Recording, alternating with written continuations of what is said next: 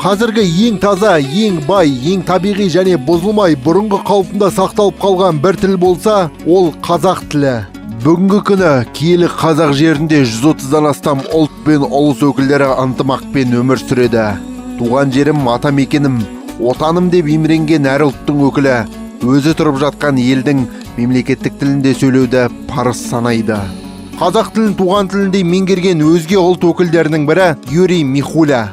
Юрий Қарағанды облысы Қазақстан халқы ассамблеясының баспасөз қызметінде маман болып еңбек етеді. Саламатсыз апа, қалыңыз қалай, денсаулығыңыз қалай? Орындыққа жайғасыңыз. Балам, өзіңнің қалың қалай? Жақсы, рахмет. Мені келген мәселем. Жұмысымыз қоғаммен тығыз байланысты болғандықтан көптеген адамдар маған келіп ақпарат сұрайды. Бастапқыда жүзімді көріп, қазақша білмейді деп ойлағанымен, мен қазақша сөйлегенде риза болады.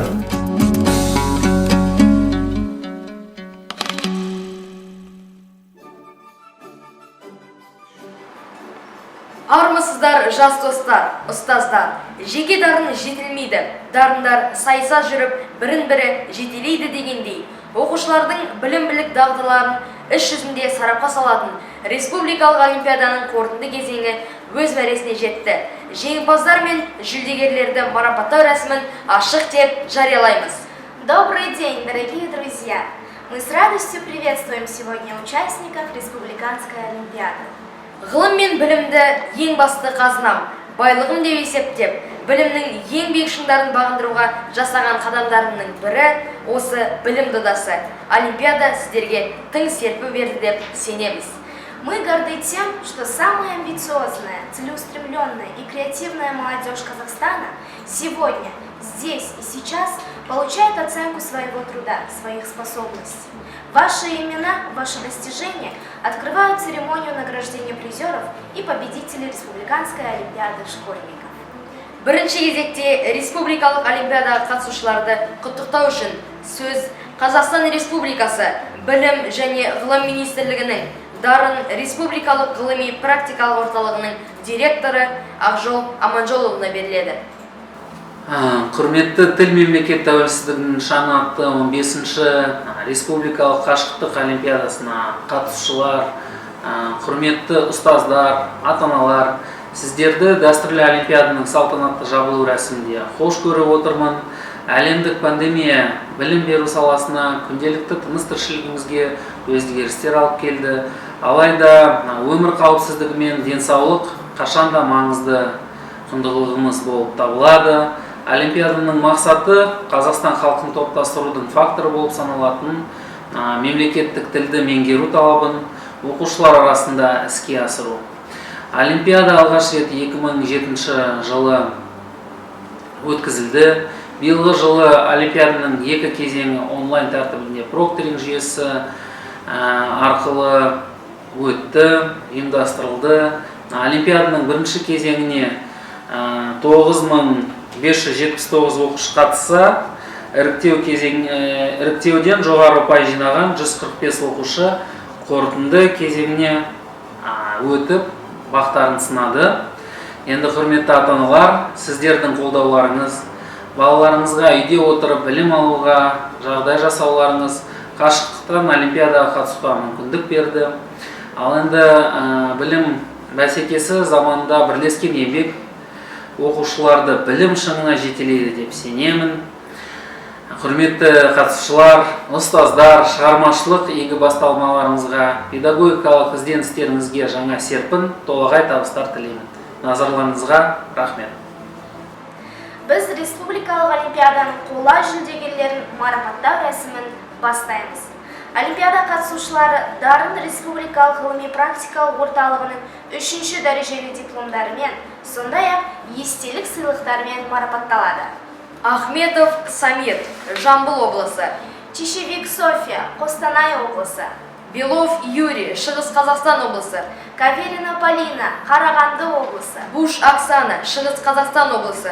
Звекова Милана, Батыс Қазақстан облысы. Сифулина Дильназ, Батыс Қазақстан облысы.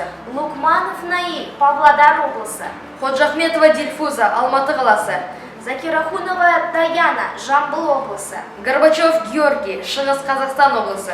Ли Аида, Ақтөбе облысы. Березовских Екатерина, Шығыс Қазақстан облысы. Степкин Никита, Қарағанды облысы. Богомолова Алена, Шығыс Қазақстан облысы. Бойков Иван, Павлодар облысы. Герц Егор, Ақтөбе облысы.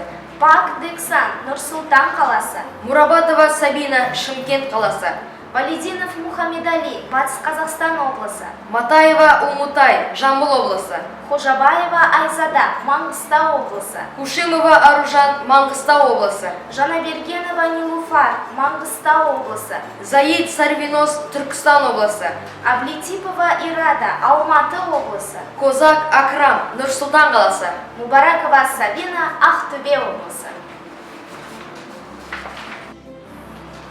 Олимпиада бұл ең үздік оқушының көрнекті жетістіктерінің, білімнің биік шыңдарына апаратын шеруі. Бірақ ең бастысы, Олимпиада бұл мереке, көтеріңкі көңіл күй, адал достар және данышпан ұстаздар. Дорогие друзья, сегодняшний праздник знаменует успешное завершение большого, трудного, но такого интересного пути. Каждый из вас за время Олимпиады получил большой запас знаний, огромный заряд энергии. И это, несомненно, даст старт будущим достижениям. Мы в это верим и от души желаем вам не останавливаться на достигнутом, а стремиться к еще большим успехам.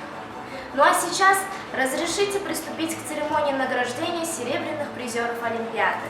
Все призеры награждаются дипломами второй степени Республиканского научно-практического центра Даррен, а также памятными подарками. И вот имена наших героев. Пан Полина, Маңғыстау облысы. Козлова Наталья, Павлодар облысы. Яковлев Дмитрий, Қызылорда облысы. Мальчикова Карина, Қостанай облысы. Горяйнов Иван, Павлодар облысы. Комиссарова Диана, Павлодар облысы. Шолохова Полина, Түркістан облысы. Дорош Екатерина, Қарағанды облысы. Буйк Василий, Павлодар облысы. Бабаева Саяра, Атырау облысы. Жанчанло Мадина, Алматы қаласы. Грошева Татьяна, Шығыс Қазақстан облысы. Ордухан Алина, Ақтөбе облысы. Базарова Амина, Қарағанды облысы. Гаипова Мавлюда, Алматы қаласы. Юнусматова Мадина, Шымкент қаласы. Қымбатты балалар, зияткерлік жарыстарда мектебіңіз бен ұстаздарыңыздың артқан сенімін ақтап, биіктен көріне білгендеріңіз үшін алғысымызды білдіреміз. С каждым годом Олимпиада дарит все больше имен победителей, и это не может не радовать. Дарын Республикалық ғылыми практикалық орталығының бірінші дәрежелі дипломдармен және естелік сыйлықтармен марапатталады. Майзенгельтер Майк, Қарағанды облысы. Кожемяка Кира, Шығыс Қазақстан облысы. Романова Алина, Назарбаев зияткерлік мектебі. Абушенко София, Қарағанды облысы. Смайлова Амина, Қарағанды облысы. Бариев Султан, Жамбыл облысы. Жусувалиева Елена, Жамбыл облысы. Қасымова Диана, Түркістан облысы. Мустафаоғлы Медине, Нұр-Сұлтан қаласы. Олимпиада жеңімпаздарын шын жүректен құттықтай отырып, келесі кезекті өздеріңізге береміз. Мен Романова Алина Евгеньевна, Қарағанды қаласы химия-биология бағытындағы Назарбаев зияткерлік мектебінің 8-ші сынып оқушысымын. Қазақ тілін бала кезімнен сүйіп оқимын. Қазақ тіліне деген қызығушылығым олимпиадаларға және конкурстарға қатысуға келді. Тілдік дағдыларымды дамыту үшін мен қазақша кітаптар оқимын, кинолар көремін және әндерді тыңдаймын. Қазақ тілінің өркендеуіне өз үлесімді қосу үшін мен ғылыми жобамен айналысамын. Болашақта менің ғылыми жоба тіл саласында үлкен жетістіктерге жетеді деген ойдамын. Менің атым Чешевик София. Мен Лисаков қаласындағы мектеп гимназиясының 5-ші сынып оқушысымын. Маған қазақ тілі сабағы оңайды. Сондықтан мен мұғалім айтқан олимпиадаларға қатысамын. Мұғалім берген тапсырмаларды орындаймын. Мұғалімнен қиын тақырыптарды сұрап аламын. Бастауыш сыныптан бастап, маған қазақ тілі сабағы өте оңайды. Болашақта мен қазақ тілі сабағы жақсы білгім келеді. Қостанай қаласы әкімдігінің білім бөлімінің 17-ші орта мектебінің 6-шы А сынып оқушысы Мальчикова Карина балам. Өзім туралы айтып кететін болсам, ұлтым орыс, бірақ өзімді казак деп санаймын. Неліктен деген сұрақ болса, айтатын мемлекеттік тілді білім әр азаматтың парызы. Сондықтан казак тілін өз тілінде құрмет тұтамын. Осы тілді білу негізінен бала кезінен бастау алады. Бірақ тиянақты түрде осы мектепте көшіп келгенде 5-ші сыныптан басталды. Тиянақты оқып үйренуіме септігін тигізген Данкенова Айгүл Хамзатқызына алғысым шексіз. Қазіргі таңда қазақ тіліне қатысты барлық олимпиадалық конкурстарға еш қорқынышсыз қатысамын. Ұстазым Данкенова Айгүл Хамзатқызының қолдауымен келесі мақсатым қазақ тілін жетік меңгеруге септігін тигізеді. Еліміздің егемендігін танытатын ана тіліміз болашақта толық күшіне енетін, оны тек қазақ жастары ғана емес, байтақ даламыздағы барлық ұлт өкілдерінің бауырларымыз меңгеруіне сеніммен қараймын. Тіл жоқ жерде ұлт жоқ. Менің есімім Пак Диксон. Нұр-Сұлтан қаласының дарынды ер балаларға арналған білім инновация лицейінің 10-шы сынып оқушысымын. Қазақ тілінен олимпиадасына қатысқанмын. Осы қазақ тілінің олимпиадасына біраз уақыт дайындалып, грамматикасын қайталап жіберіп жаздым. Өзім 4 тілді меңгердім. Маған ең жақыны қазақ тілі еді. Қазақ тілі бай, мол, жақсы тіл. Басқа өзге ұлт өкілдерінің балаларына бір кеңесім бар. Ол қазақ тілін меңгеру. Мен пікірімше барлық Қазақстан азаматтары өз мемлекеттік тілді меңгеру керек. Саламатсыз ба? Менің есімім Акрам Козак. 10-шы А сынып оқушысымын. Спектрум халықаралық мектебінде оқимын.